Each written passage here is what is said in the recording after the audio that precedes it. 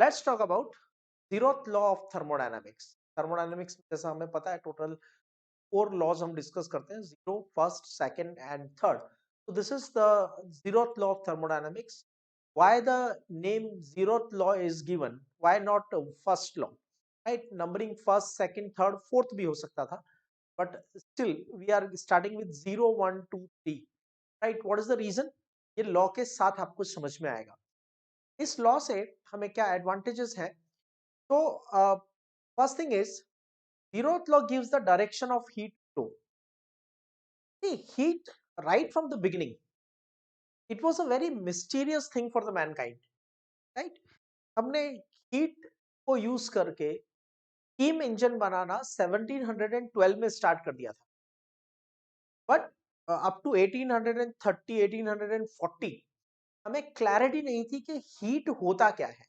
मतलब this is one of the most complex concept of the science for the scientist right from the beginning, कि हम heat को use कर रहे हैं, हीट के थ्रू स्टीम इंजन्स बना रहे हैं, और by using the heat transfer we are doing the mechanical work. लेकिन हमें ये नहीं पता कि हीट क्या होता है। ठीक है, तो ये लॉ हमें बताता है कि हीट के डायरेक्शन, डायरेक्शन क्या होगा, उसका फ्लो क्या होगा, right? In which direction heat will flow. दूसरा, इससे हमें एक सबसे बेसिक फिजिकल क्वांटिटी मिलती है, दैट इज टेम्परेचर, राइट? इस लॉ से पहले आप ये कह सकते हो कि हम टेम्परेचर को उतना क्लियरली नहीं समझते थे, टेम्परेचर के रोल को हम उतना अच्छा नहीं समझते थे। ऐसा नहीं है कि जीरोथ लॉ से पहले टेम्परेचर का कंसेप्ट नहीं था, but temperature was broadly called as degree of hotness और डिग्री ऑफ कोल्डनेस, राइट? तो देखो, सबसे पहले मैं आपको हीट के बारे में थोड़ा सा, जीरोथ लॉ पे जाने से पहले मैं आपको थोड़ा सा हीट के बारे में बताता हूँ। हीट के कंसेप्ट को फादर ऑफ केमिस्ट्री लेवोजियर ने एक बहुत यूनिक तरह से प्रेजेंट किया था। उन्होंने कहा था हीट जो होती है ना, ये एक फ्लूइड होती है, लिक्विड होती है, लिक्विड मैटर होता है, right? And this liquid matter flows from one body to the another body, और उन्होंने उसको नाम भी दिया था कैलोरी, कैलोरिफिक फ्लूइड। ठीक है, तो ये उनका मिसकंसेप्ट था, बहुत टाइम तक ये कंसेप्ट चलता रहा। Later on after 1800 this concept was broken, that heat is not a fluid, right? Heat is not something liquid, right? तो फिर हीट क्या है, ये हमें समझ में आता है जीरोथ लॉ ऑफ थर्मोडायनामिक्स से। ये 2 पॉइंट क्लियर होते हैं। सबसे पहले आप मुझे बताइए कि थर्मल एनर्जी, थर्मल एनर्जी और heat, do you understand the difference between these two? Right? Zeroth law तो छोटा सा है, 2 मिनट में कंप्लीट कर लेंगे, दैट्स द सेकेंडरी पार्ट। पहले कुछ इंटरेस्टिंग कंसेप्ट्स को क्लियर करते हैं। Do you understand what is thermal energy and what is heat? क्या डिफरेंस है दोनों में, राइट? देखो, अगर हम थर्मल एनर्जी, हीट और टेम्परेचर के कंसेप्ट को समझ लेते हैं, तो हमें थर्मोडायनामिक्स के बारे में बहुत ज्यादा क्लैरिटी मिल जाती है। मैं अभी आपको शॉर्टेस्ट पॉसिबल वे में बताऊंगा। Thermal energy, the energy which is responsible for the all kind of motions of the particle. अगर पार्टिकल के पास थर्मल एनर्जी कंप्लीटली जीरो हो जाती है, राइट, मतलब जीरो थर्मल एनर्जी है, तो ऐसे पार्टिकल में किसी भी तरह का कोई मोशन नहीं होगा। In other words, vibration motion भी नहीं होगा। In other words, thermal energy किसी पार्टिकल की जीरो नहीं होती, कम या ज्यादा हो सकती है। अगर थर्मल एनर्जी कम है तो पार्टिकल अपनी पोजीशन पे वाइब्रेट करता है, राइट? और अगर थर्मल एनर्जी थोड़ी ज्यादा है तो particle rotational motion, vibrational motion, transitional motion करता है in a definite area, in a definite volume, right? और थर्मल एनर्जी बहुत ज्यादा है तो वो सभी तरह के मोशन शो करता है इन एनी अवेलेबल वॉल्यूम, मतलब सॉलिड, लिक्विड, गैस बन जाती है। तो ये सब कुछ थर्मल एनर्जी पे depend. This is the energy content of the system, right? This is the energy which is responsible for the motion of the particle. ठीक है, now what is temperature? Temperature is a physical quantity which gives the level of thermal energy. अब यहाँ पे बहुत से लोगों को doubt होता है कि लेवल ऑफ थर्मल एनर्जी से हमारा क्या मतलब है, ठीक है। लेवल ऑफ थर्मल एनर्जी से हमारा मतलब है एवरेज थर्मल एनर्जी पर पार्टिकल। नहीं समझ में आया? चलो एक एग्जांपल लेते हैं, ठीक है। Do not take it literally, but just use it as a reference to understand the concept of temperature. Let's say मेरी क्लास में 100 स्टूडेंट्स बैठे हुए हैं। My class there are 100 students sitting, right? Each one of them is having average 100 rupees in their pocket. How many? How much amount they are having? Average. सभी के पास 100 नहीं है. Someone is having 20 rupees. Someone is having 500. Someone is having 25, 30. Average जब हमने सबका किया, मतलब सबके अमाउंट को टोटल करके 100 से डिवाइड किया, तो हमें पता चला एवरेज पर person is having 100 rupees. There are 100 people, agreed, and each one of them is having approx 100 rupees average. तो टोटल अमाउंट कितना हुआ? टोटल अमाउंट कितना हुआ उनका? का टोटल अमाउंट हो गया 10,000, ठीक है। तो ये पैसा वो है जो उनके पास लिक्विड कैश है, वो उसको खर्च कर सकते हैं, राइट? तो मैं कहूंगा ये उनकी थर्मल एनर्जी है। Now I am the other body in the class, right? I am the other system in the class. One system is all the students put together, that is 100 student is constituting one system, and I am constituting another system. And let's say I am having 1,000 rupees in, इसका thermal energy इसलिए students का thermal energy ज्यादा है। कितना ज्यादा है? मेरे पास तो 10,000 है, मेरे पास 1,000 है। लेकिन टेम्परेचर के रेफरेंस पे बात की जाए तो किसका टेम्परेचर ज्यादा होगा? प्राइमरीली देख के तो ये लगता है कि उनके पास ज्यादा पैसा है, 10,000 rupees they have, I have only 1,000। क्या मतलब? I have less amount, I have less thermal energy, तो प्रोबेबली मेरा टेम्परेचर कम होना चाहिए। But remember one thing, temperature is not measurement of amount of thermal energy. Temperature is not the measure of amount of thermal energy. मैंने क्या बोला था starting? Temperature is the measurement of level of thermal energy. Level of thermal energy का मतलब क्या होता है? Average thermal energy पर पार्टिकल। अब आप देखो, आपके पास पूरे क्लास के पास 100 स्टूडेंट्स के पास एवरेज कितने रुपीस है पर person? Average 100। And me as an individual one particle is having how much? 1,000। इसका मतलब per particle energy is, per particle average thermal energy is more. मेरा इंडिविजुअल का थर्मल एनर्जी यानी level of thermal energy is 1,000 और आपका average 100 है। Your temperature will be less, my temperature will be more, right? तो temperature क्या करता है? Temperature amount of thermal energy को मेजर नहीं करता।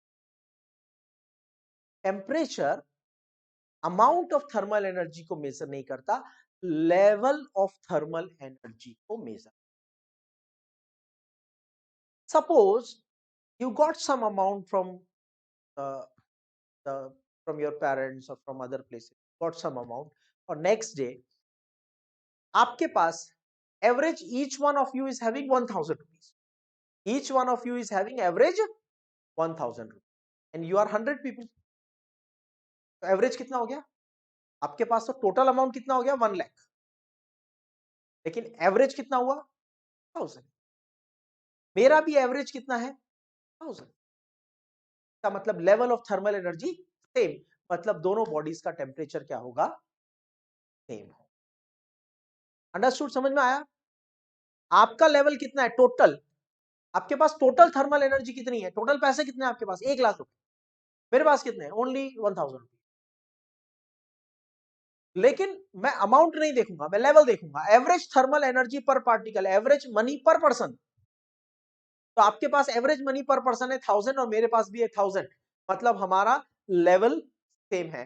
तो मैं कहूंगा हमारा temperature, that's concept of temperature, concept of thermal energy, इन दोनों के बीच में आता है कंसेप्ट ऑफ। ठीक है, अभी जीरो लॉ को छोड़ दो, सब साइड में रख दो, आप तो अपना कंसेप्ट क्लियर करो। जीरो लॉ तो कर लेंगे, अभी 2 मिनट बाद कर लेंगे। What is heat? सो अगर एक पार्टिकल का टेम्परेचर ज्यादा है, एक बॉडी का टेम्परेचर ज्यादा है, दूसरी बॉडी का टेम्परेचर कम है, एक बॉडी का टेम्परेचर ज्यादा है, दूसरी बॉडी का टेम्परेचर कम है, तो इसका क्या मतलब हुआ? इसका मतलब यह हुआ कि जिस बॉडी का टेम्परेचर ज्यादा है उसका लेवल ऑफ थर्मल एनर्जी पर पार्टिकल ज्यादा है, और जिसका टेम्परेचर कम है, का टेम्परेचर कम है, उसका थर्मल एनर्जी पर पार्टिकल कम है।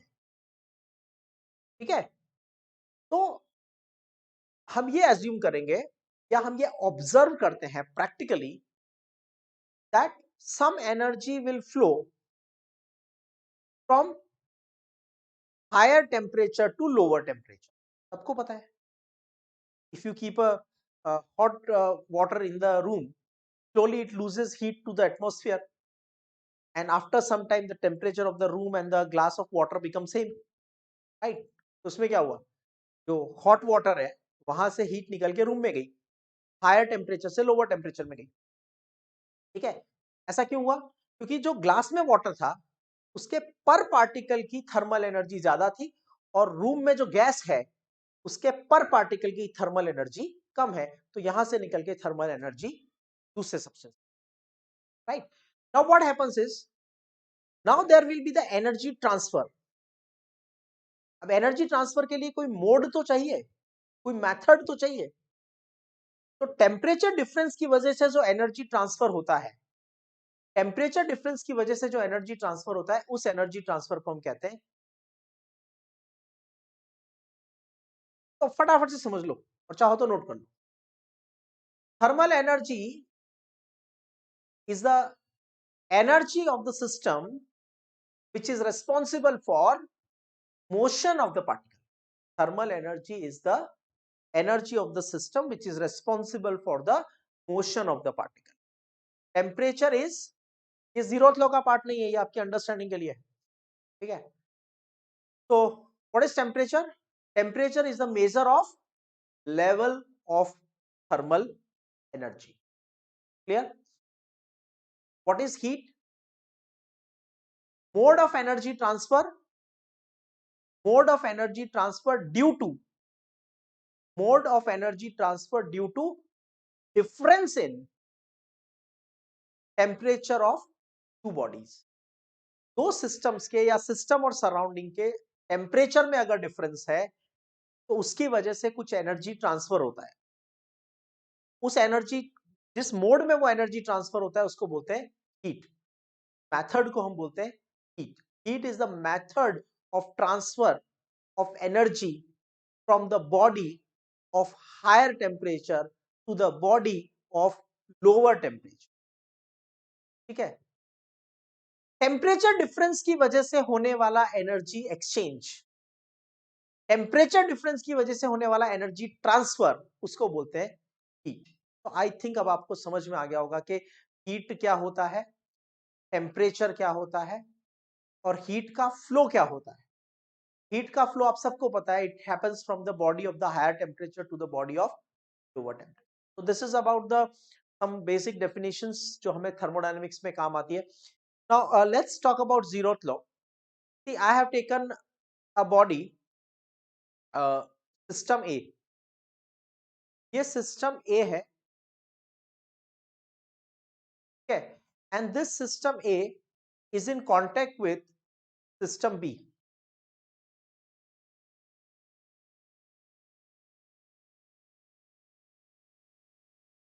Right? And this system A is also in contact with system C, A is also in contact with C. Now, we assume that there is no heat exchange between A and B. A और B के बीच में कोई heat exchange नहीं. Now, other observation is no heat exchange between A and A और C के बीच में भी कोई heat exchange नहीं होता है. तो zeroth law ये कहता है कि अब अगर आप A को अगर आप C को B के कांटेक्ट में रखोगे, C को B के कांटेक्ट में रखोगे, तो उनके बीच में भी कोई एनर्जी ट्रांसफर हीट ट्रांसफर नहीं होगा. Then there won't be any heat transfer, heat exchange between B and. इसको सिंप्लीफाई कर लेते हैं. जब दो बॉडीज के बीच में कोई हीट ट्रांसफर नहीं होता और उनके बीच में जो सेपरेटिंग लाइन होती है, तो दोनों के बीच में जो सेपरेटिंग बाउंड्री है, ये डायाथर्मिक बाउंड्री है, मतलब थर्मल कंडक्टर बाउंड्री है. तो ए और बी के बीच में थर्मल कंडक्टर बाउंड्री है, बी और सी, ए और सी के बीच में थर्मल कंडक्टर बाउंड्री है, फिर भी ए टू बी और B to A net heat transfer zero है. तो हम कहेंगे A and B are in thermal equilibrium. A and B are in thermal equilibrium.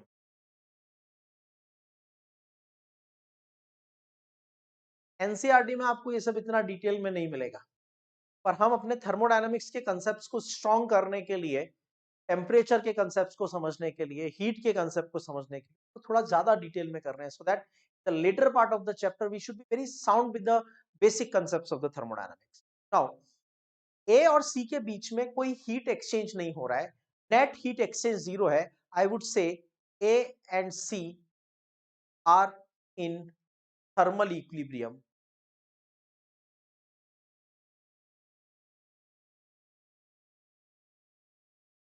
तो जीरोथ लॉ ये कहता है कि अगर बी और सी को आप एक दूसरे के कांटेक्ट में रख दोगे, तो वो भी एक दूसरे के थर्मल इक्विलिब्रियम में रहेंगे. Then according to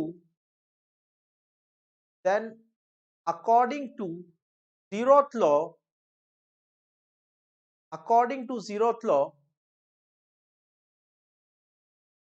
B and C will be in thermal equilibrium.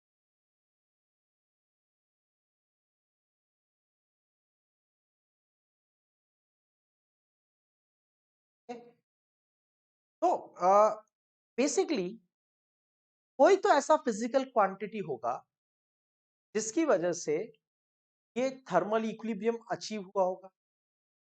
There has to be some physical quantity which is deciding whether the heat transfer will take place or not, or that physical quantity which will decide that what will be the direction of heat flow, that is temperature. तो हम ये कह रहे हैं, ध्यान से सुनना. अब आप, मैं वापस जो पॉइंट्स बोले हैं उनको नए इंटरप्रिटेशंस के साथ बोलूं. अगर ए और बी का के बीच में हीट एक्सचेंज नहीं हो रहा है, तो इसका मतलब ए और बी थर्मल इक्विलिब्रियम में है. तो इसका मतलब उनके बीच की कोई एक ऐसी फिजिकल क्वांटिटी है जो ये डिसाइड कर रही है कि उनको थर्मल इक्विलिब्रियम में होना चाहिए. What is that physical quantity? That physical quantity is temperature.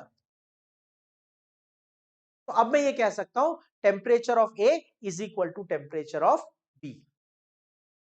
Temperature of A is equal to temperature of C. So A का टेम्परेचर बी के इक्वल है और ए का टेम्परेचर सी के इक्वल भी है, तो इसका मतलब बी का टेम्परेचर सी के इक्वल होगा। तो बोलोगे अरे सर इतना टाइम वेस्ट करके इतनी सी बात बताई आपने। अरे भैया इतनी सी बात पता करने में 150 साल लग गए, राइट। और बेसिकली कंसेप्ट ये है कि हमें ये समझना था कि ऐसा क्यों होता है। तो टेम्परेचर को हम यूज कर रहे थे, लेकिन टेम्परेचर को हमने कभी प्रॉपरली डिफाइन नहीं किया था। हम टेम्परेचर को यही बोल के यूज कर लेते थे that it is degree of hotness और डिग्री ऑफ कोल्डनेस। लेकिन हमने पहली बार जीरोथ लॉ में आके टेम्परेचर को डिफाइन किया। Temperature is that physical quantity, एक टेम्परेचर की नई डेफिनेशन बनाते हैं। Temperature is that physical quantity which determines the direction of heat flow. ये जीरोथ लॉ ने बताया। अगर दो बॉडीज का टेम्परेचर सेम है, उनमें टेम्परेचर डिफरेंस नहीं है, तो उनमें हीट फ्लो नहीं होगा। दो बॉडीज में हीट चेंज तभी पॉसिबल है जब उनमें टेम्परेचर डिफरेंस है और हीट फ्लो का डायरेक्शन भी फिक्स है, higher temperature to lower temperature, और इसका एक्सेप्शन में भी कोई एक्सेप्शन नहीं हो सकता, राइट। यानी कि ये एक ऐसी ऑब्जर्वेशन है जिसका कोई एक्सेप्शन नहीं है, राइट। और इस ऑब्जर्वेशन को हमने बोल दिया लॉ। अब बात ये आती है, अरे लॉ बोलना था तो फर्स्ट लॉ बोल देते, जीरोथ लॉ क्यों बोला। तो एक्चुअली टेम्परेचर का आइडिया हमने फर्स्ट लॉ ऑफ थर्मोडायनेमिक्स में यूज कर लिया था। जो सबसे पहले हमने ऑब्जर्वेशन बनाई उसको कहा फर्स्ट लॉ ऑफ थर्मोडायनेमिक्स। उसके बाद जो नेक्स्ट ऑब्जर्वेशन बनाई उसको कहा सेकंड लॉ ऑफ थर्मोडायनेमिक्स। और फर्स्ट लॉ और सेकंड लॉ में दोनों में हम टेम्परेचर का कंसेप्ट यूज करते थे, ऑल्दो हमें बहुत ज्यादा अच्छे से पता नहीं था कि टेम्परेचर एक्चुअली होता क्या है। हमने टेम्परेचर को बहुत प्रॉपर्ली साइंटिफिकली डिफाइन नहीं किया था, लेकिन हम यूज किए जा रहे थे, ठीक है। फिर ये लॉ आया। इस लॉ में हमने देखा कि ये तो सबसे ज्यादा फंडामेंटल लॉ है। ये तो हीट के डायरेक्शन को भी बता रहा है, हीट क्यों फ्लो होती है ये भी बता रहा है, किस डायरेक्शन में फ्लो होती है ये भी बताता है, टेम्परेचर क्या होता है ये भी बताता है। तो ये तो ज्यादा फंडामेंटल लॉ है compare to first and second. तो इस लॉ को तो फर्स्ट लॉ से पहले आना चाहिए, ठीक है। तो हमने क्या किया, इसको फर्स्ट लॉ से पहले रखने के लिए इसको नंबर दे दिया zeroth law of thermodynamics. So actually this law was proposed after second law, but it was a more fundamental law of thermodynamics, so it was kept before the first law. तो zeroth law क्या कहता है, थोड़ा textual content पे आ जाते हैं। zeroth law ये कहता है if two bodies B and C, two bodies B and C, that is B and C,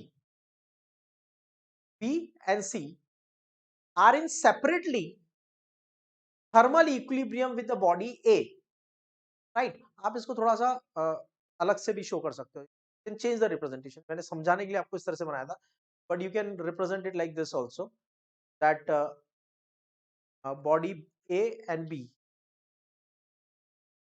and this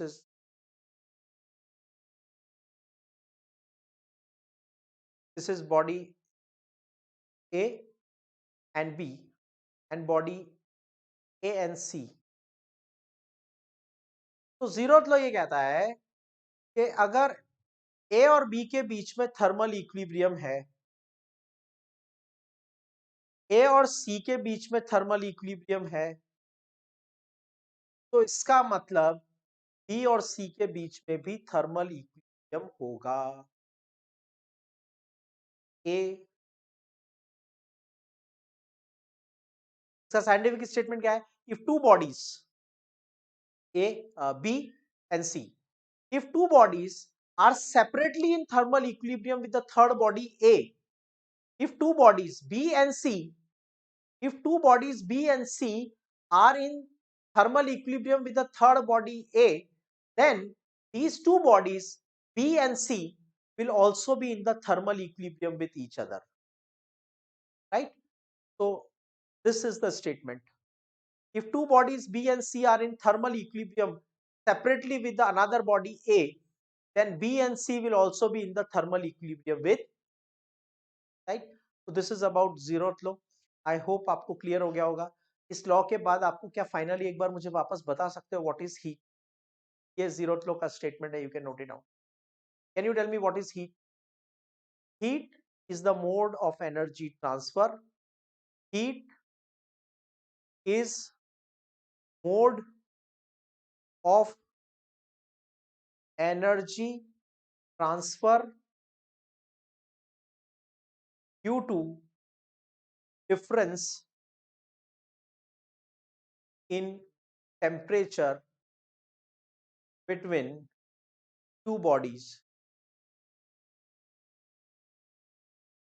These two bodies can be both the bodies can be these bodies can be two systems और one system one surrounding, that's irrelevant. लेकिन कोई भी दो bodies जो एक दूसरे के contact में है, उनके बीच में अगर टेम्परेचर डिफरेंस है तो उनके बीच में एनर्जी ट्रांसफर होगा, right, and that energy transfer will take place in the form of the heat. This is about the zeroth law of thermodynamics. I hope you have enjoyed some new concepts. अगर सिर्फ textual content के according करना है, this definition and this diagram is enough. But अगर conceptually करना है, नए concepts पढ़ने हैं, एवरीथिंग इज वेरी इंपॉर्टेंट. ध्यान से समझो, right. Hope you like the content.